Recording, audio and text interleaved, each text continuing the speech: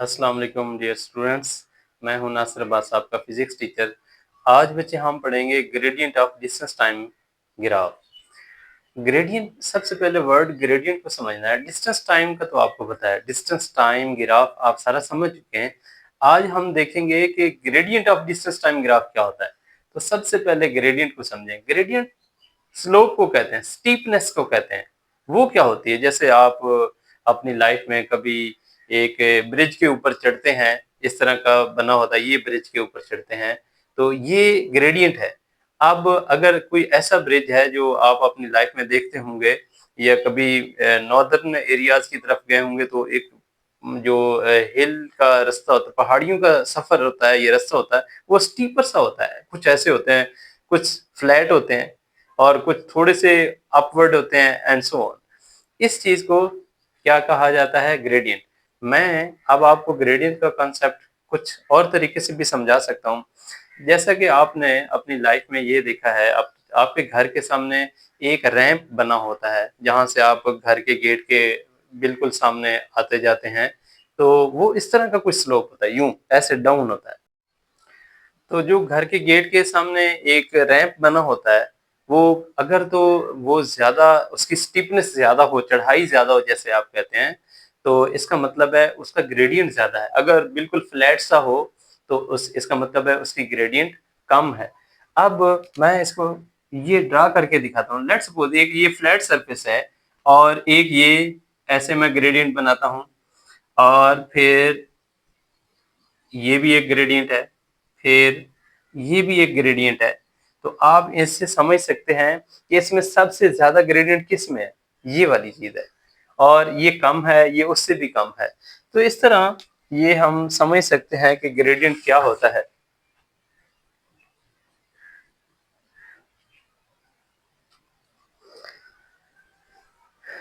आप अगर इस चीज को कंसीडर करें कि यहाँ पे ये स्लोप देखना हो, तो इस एंगल से आप देखेंगे कि एक ये ग्रेडियंट है।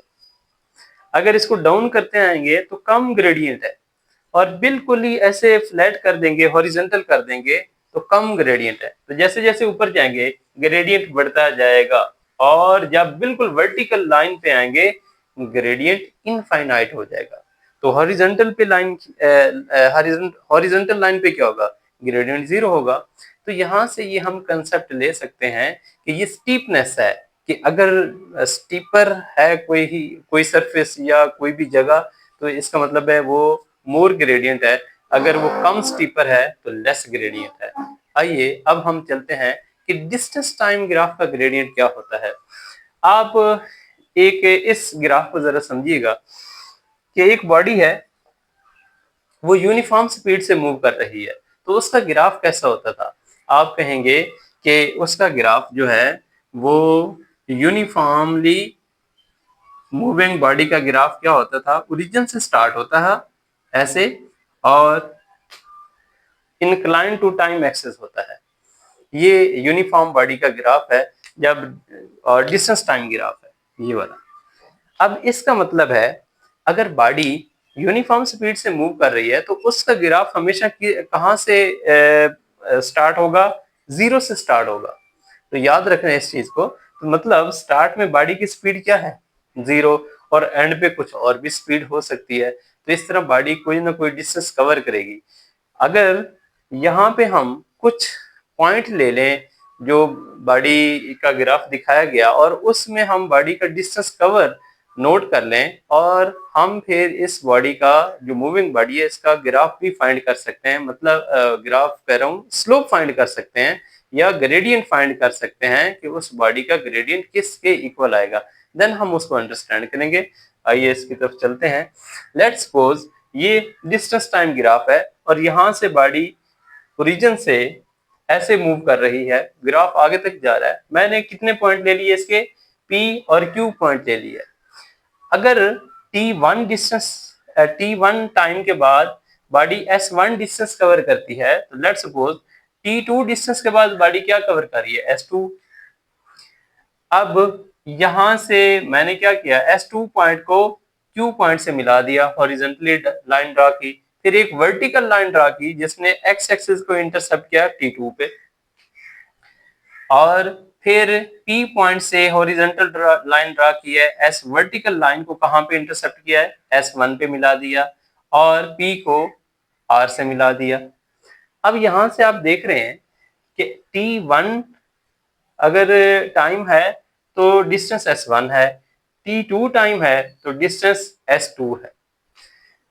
हमारा टारगेट इसमें क्या है, हमने स्लोप फाइंड करना है या ग्रेडियंट फाइंड करना है, किसका, डिस्टेंस टाइम ग्राफ का। तो डिस्टेंस टाइम ग्राफ का स्लोप क्या होता है, आप हमारा आज का इस टॉपिक में यही टारगेट है कि कैसे कैलकुलेट करना है। आज से ये याद रखना बच्चे, जब भी आप डिस्टेंस टाइम ग्राफ या स्पीड टाइम ग्राफ का स्लोप फाइंड करते हैं या ग्रेडियंट फाइंड करते हैं, आपने हमेशा 2 पॉइंट लेने होते हैं। 2 पॉइंट, जैसे कि मैंने यहाँ पे इस ग्राफ में कौन सा, जैसे ये बॉडी 0 से ऐसे जा रही थी, यूनिफॉर्मली डिस्टेंस कवर कर रही है, तो मैंने पॉइंट 2 लिए हैं, इस पे P और Q पॉइंट ले लिया है। इसका मैं ग्रेडियंट फाइंड करना चाहता हूँ। तो प्रीवियस स्टार्ट में मैंने आपको ग्रेडियंट की क्या बात की थी, वो आपको जहन में उसकी पिक्चर कैसी आनी चाहिए। जैसे कि मैंने आपको बताया था, घर के सामने स्लोप जो बना होता है, अगर वो स्टीपर है, कम स्टीपर है, तो उससे आपको ग्रेडियंट का कॉन्सेप्ट समझ आ जाएगा। जैसे कि ये देखें, PQ लाइन है और ये लाइन थोड़ी सी ऐसे है, यूं ऐसे बनी हुई है। जैसे आप ये सारे इसको मीटर रूल को देखें, अगर यूं आती जाए तो इसका मतलब है कम स्टीपनेस है, यहाँ पे 0 स्टीपनेस है, और ऐसे जब से ऊपर चलते जाएंगे स्टीपनेस बढ़ती जाएगी। लेकिन इसकी देखें ग्रेडियंट कैसे है, PQ लाइन का ग्रेडियंट फाइंड करना है हमने। तो आप कैसे फाइंड करेंगे, इसी चीज को हम देखने लगे हैं। तो आप यहां से देखें, Q से लेकर T2 तक ये जो लाइन है टोटल QR लाइन है, QR लाइन कितनी है, यहां से O से लेकर S2 तक टोटल डिस्टेंस S2 है। इसमें से S1 निकाल दें। अब यहां से अंदाजा करें, ये है S1 यहां तक और O से लेकर S2 है। हमें क्या चाहिए कि S2 में से S1 फाइंड करें, तो ये वाला डिस्टेंस चाहिए यहां से यहां तक। तो S2 टोटल में से सिर्फ यहां से यहां तक S1 माइनस कर दें तो S डिस्टेंस लेट आ जाएगा, और वो क्या है, QR S डिस्टेंस है। और QR किसके इक्वल है बच्चे, S2 में से S1 माइनस कर दें, ये लिख दिया। नेक्स्ट, इसी तरह यहां तक कितना टाइम लगेगा, यहां तक, क्योंकि अगर आपने PQ लाइन दी है तो Q लाइन को नीचे ले आए, कितना टाइम है T2, और P लाइन को नीचे ले आए, कितना है T1।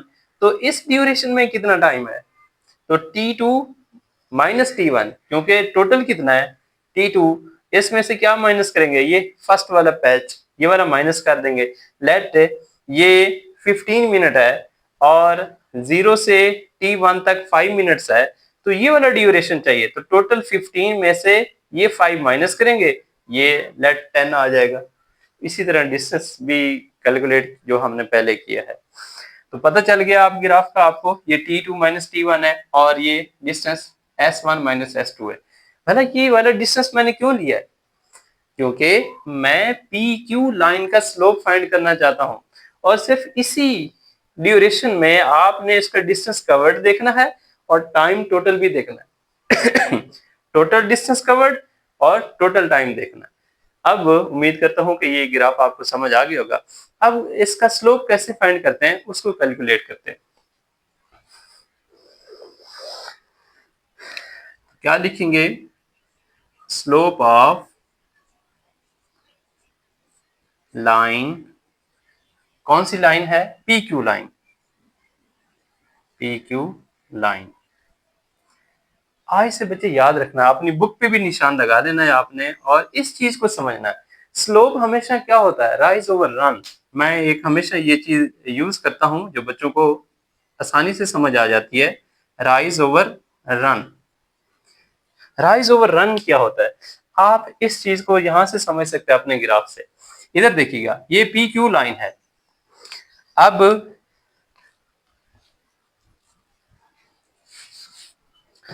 राइज ओवर रन कैसे है, ये स्लोप है। अब इसका राइज कैसे फाइंड करते हैं, जहां पे ये एंड पॉइंट है वहां से आपने हॉरिजॉन्टली नीचे आना और कहां तक आना, जहां तक इसकी बेस है, जो पैच आपने लिया है वहां तक आना है। मतलब इस लाइन का आप फाइंड करना चाहते हैं स्लोप, तो वर्टिकली डाउन आए, और कितना डाउन आए, इसकी बेस के सामने तक, मतलब ऐसे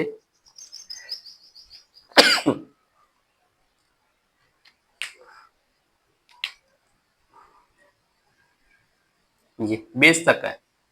अगर मैं कहता हूं कि यहां तक स्लोप है और ये दूसरा पॉइंट बना है, इसको कहते हैं पी क्यू, तो फिर इसका स्लोप क्या होगा, फिर डाउन आना है आपने, और कहां तक, इसकी बेस के सामने तक, इस पॉइंट के सामने तक आना, बस। अब ये आपका स्लोप होगा ऐसे। तो स्लोप जब भी फाइंड करेंगे उसमें हमेशा राइट एंगल ट्राइंगल बनेगी। ये आई से जहन में सेव कर लें, यही कॉन्सेप्ट है जो आपने याद रखना है। ये कॉन्सेप्ट सिर्फ आज के लिए नहीं है, आपकी first year second through out the life यही चीजें रहेंगी, आपको समझ आ जानी चाहिए इसकी। तो अब अपना जो केस है ये वाला पी क्यू लाइन का राइज ओवर रन क्या होगा, तो यहाँ पे समझें, जो आप बच्चे ऊपर से नीचे आए हैं यहाँ इसकी बेस तक, ये वाली चीज क्या है, ये राइज है। राइज ऊपर होता है ना ऐसे, और अगर यहाँ पे आए तो आपने इस लाइन पे अगर दौड़ना है, ये रन है, ये रन होगा डाउन। तो राइज ओवर रन क्या होता है, स्लोप होता है। जैसे कि आप इस पॉइंट को देखें, पी क्यू पॉइंट को, तो आपने क्या करना, पी पे आपके एक फिंगर होनी चाहिए और दूसरा क्यू इसके सामने तक ले आए, ये इसके सामने आ गया ना, यहां तक। इसका मतलब है ये जितनी हाइट है इसकी, ये राइज है, और जितना ये आपस में ऐसे हॉरिजॉन्टल लाइन आएगी, ये रन होगा। तो आप इसको आसानी से समझ सकते हैं कि ये राइज है, ये रन है, ये हमेशा स्लोप के इक्वल होता है। कोई भी स्लोप को इसी तरह कैलकुलेट करते हैं, तो इसलिए मैंने आपकी आसानी के लिए लिखा है राइज ओवर रन। अब नेक्स्ट देखते हैं कि राइज क्या है। राइज बच्चे यहां से देखें क्या है, S2 minus S1, S2 minus S1, और रन क्या है, रन तो ये है ना बच्चे, यहां से यहां तक, तो वो किसके इक्वल है, T2 minus T1 minus T1। अब S2 माइनस S1 क्या है, वो तो टोटल डिस्टेंस है, और वो किसके इक्वल है, वो तो है S, और टोटल टाइम कितना है, टोटल टाइम तो T है। आपको कुछ याद आ रहा होगा, जो डिस्टेंस टाइम ग्राफ होता है, जो उसका स्लोप होता है, ये S ओवर T किसके इक्वल आएगा। आप कहेंगे कि ये डिस्टेंस है और ये टाइम है, S ओवर T तो हमेशा स्पीड के इक्वल होता है, तो यस। तो फिर हम क्या लिख सकते हैं, slope of distance time graph या slope of line P Q, distance time graph में जो स्लोप लेंगे वो हमेशा किसके इक्वल आएगा, स्पीड के इक्वल आएगा। तो देन मैं इधर क्या लिखूंगा, speed is equal to S over T, और फिर इसको क्या लिख सकता हूं, V equal to S over T। अब एक और इंफॉर्मेशन देखिए आपको कैसे मिलती है, जो लास्ट टाइम जो आपने चैप्टर 4 में इंशाल्लाह जाके पढ़नी है, लेकिन आपको उससे पहले एक चीज समझाता हूँ, वो आपके लिए नई चीज है, लेकिन चैप्टर 4 में उसकी डिटेल है। स्लोप हमेशा जो होता है वो एक ट्रिग्नोमेट्रिक फंक्शन है, टेंजेंट थीटा, उसके इक्वल होता है। और टेंजेंट थीटा क्या होता है, वो भी राइज ओवर रन होता है, मतलब y over x। Tangent theta क्या है, y ओवर x।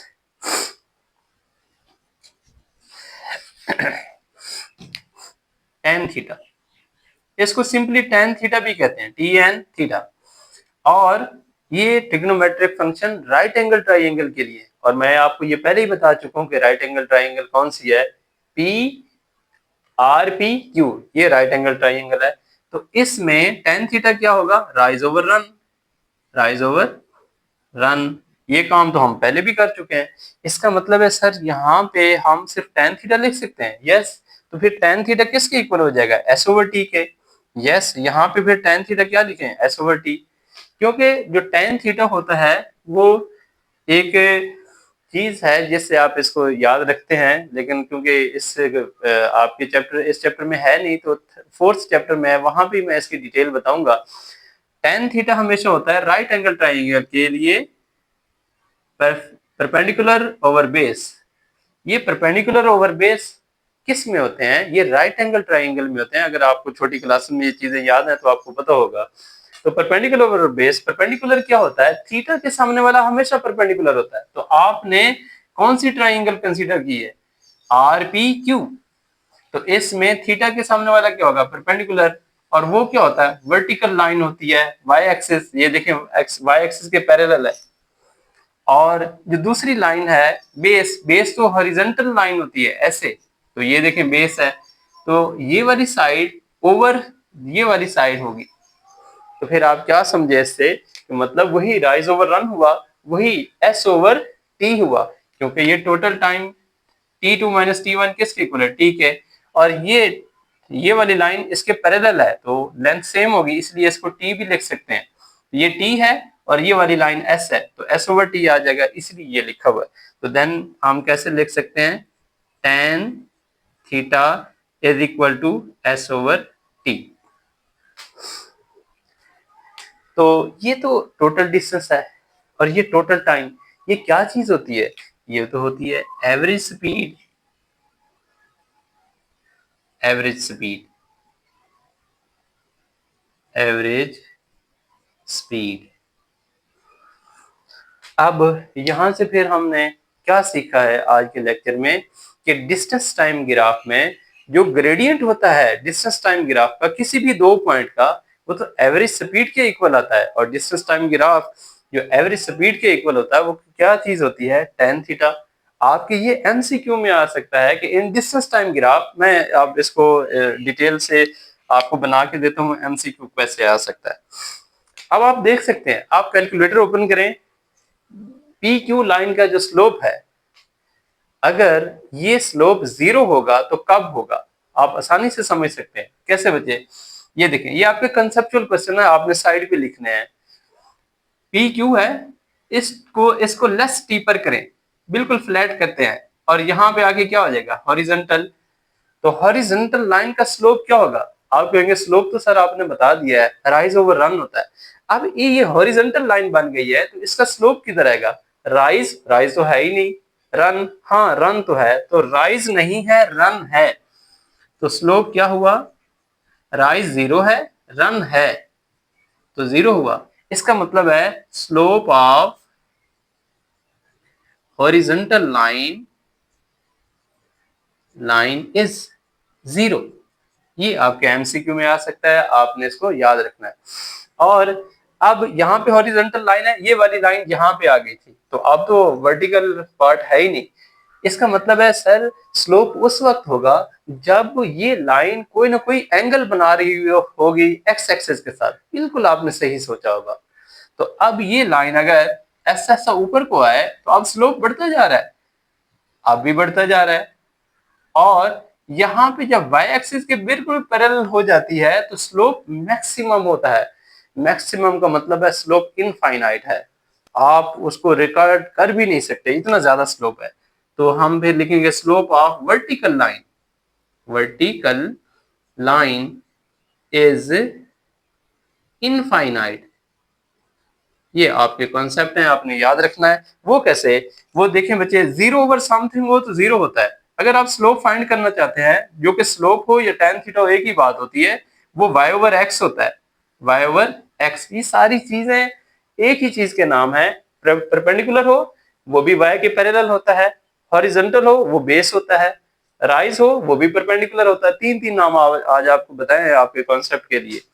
तो बच्चे जब वर्टिकल लाइन होगी, इसका स्लोप आप कहते हैं कि पी ये है, क्यू ये है, यहाँ पे स्लोप लेना है, तो इसका वर्टिकल तो है लेकिन हॉरिजॉन्टल नहीं है, इसलिए इसका स्लोप क्या होगा, वाई तो है लेकिन हॉरिजॉन्टल नहीं है। और समथिंग ओवर 0 जो होता है वो इनफाइनाइट होता है। आपका कैलकुलेटर आपने लिखना है समथिंग, समथिंग का मतलब है कोई भी वैल्यू लिख ले, 5 ओवर 0 लिख ले, ये इनफाइनाइट देगा, मतलब आपके कैलकुलेटर पे क्या आएगा, मैथ एरर आएगा। ये है बच्चे आज का हमारा टॉपिक, जिसका नाम है gradient of distance time graph. तो इसका क्वेश्चन कैसे आ सकता है, अब आप नोट कर लें। Define gradient of distance time graph, explain and find the slope. तो पहले पोर्शन में हमने क्या किया कि gradient of distance time graph define करेंगे, is equal to average speed of the body. वो हमने देखें इसको कैलकुलेट कर लिया है। अब ये कैसे कैलकुलेट किया था, consider a triangle right angle triangle, consider a right angle triangle, कौन सी है बच्चे, RPQ, RPQ। तो आप इसमें फिर स्लोप फाइंड करते हैं तो नेक्स्ट स्टार्ट पे क्या प्रूव किया, total distance over total time.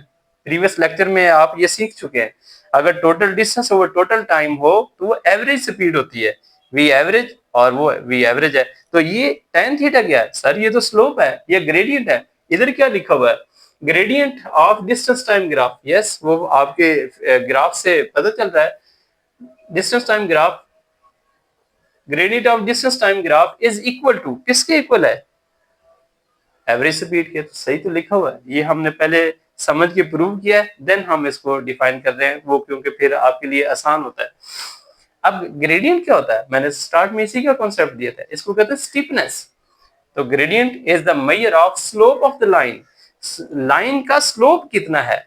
Slope क्या होता है, जैसे मैंने रैंप बताया, जैसे अब ये स्लोप है, अब ये डाउन आती जाएगी, सिर्फ हॉरिजॉन्टल लाइन। आप देखें ना, आप इसको एक्स एक्सिस समझे, आप यहां से समझे बच्चे, ये एक्स एक्सिस है, यहाँ पे है, ये हॉरिजॉन्टल लाइन है, बस सिर्फ ये वर्टिकल लाइन है। अगर ये लाइन कोई एंगल बना रही है एक्स एक्सिस के साथ, फिर इसका राइज ओवर रन होगा। आप देख सकते हैं, अब ये इतना ऊपर है, राइज है, और रन क्या है, यहां तक है। अब इसी तरह आगे चलते जाएं, अब बहुत ज्यादा स्लोप है, अब और स्लोप बढ़ गया, और यहाँ पे स्लोप इनफाइनाइट हो गया। लेकिन अगर आप डाउन आते जाएंगे, स्लोप डाउन कम होता जा रहा है, स्टीपनेस कम होती जा रही है, ग्रेडियंट कम होता जा रहा है, और यहाँ पे स्लोप क्या हो गया, जीरो। इसका कोई स्लोप ही नहीं है, जब कोई एंगल नहीं बनना, स्लोप जीरो होना है। तो इसीलिए मैंने वो सारी कॉन्सेप्ट आपको लिख भी दिए हैं, हॉरिजॉन्टल लाइन का स्लोप जीरो होता है और वर्टिकल लाइन का स्लोप इनफाइनाइट होता है। तो इसलिए क्या लिखा, the gradient is the measure of slope of the line. Explanation में क्या लिखेंगे, consider a distance time graph of uniform speed. ये क्योंकि ग्राफ जो है वो जीरो से ओरिजिनेट हो रहा है, तो इसलिए वो स्ट्रेट लाइन है, तो यूनिफॉर्म स्पीड का यही ग्राफ होता है। If body cover distance s1 in time s1 t1 and s2 in time t2 as shown in figure this, consider body. आगे मैंने आपको स्लोप ये सारा बता दिया है, कैसे इसको कैलकुलेट करना है। ये था आज का हमारा lecture, gradient of distance time graph. Same हमने इसको किसके लिए पढ़ना है, gradient of speed time graph. एक क्वेश्चन बना रहा हूं, आपको बताना पड़ेगा, कमेंट सेक्शन में आप मैसेज कर सकते हैं। मैं अगर ये लिखता हूं कि slope of distance time graph gives us, आगे डैश करते हैं तो क्या आएगा, slope of distance time graph gives us क्या बताता है हमें, बस ये वाला एमसीक्यू है बच्चे, इसको याद रखना है और मुझे कमेंट सेक्शन में बताना है। तो इंशाल्लाह आपको ये लेक्चर इतना समझ आ गया होगा कि आप इसका आंसर लिख देंगे। नेक्स्ट मुलाकात होगी, अल्लाह आपको कामयाबी दे, अल्लाह हाफिज।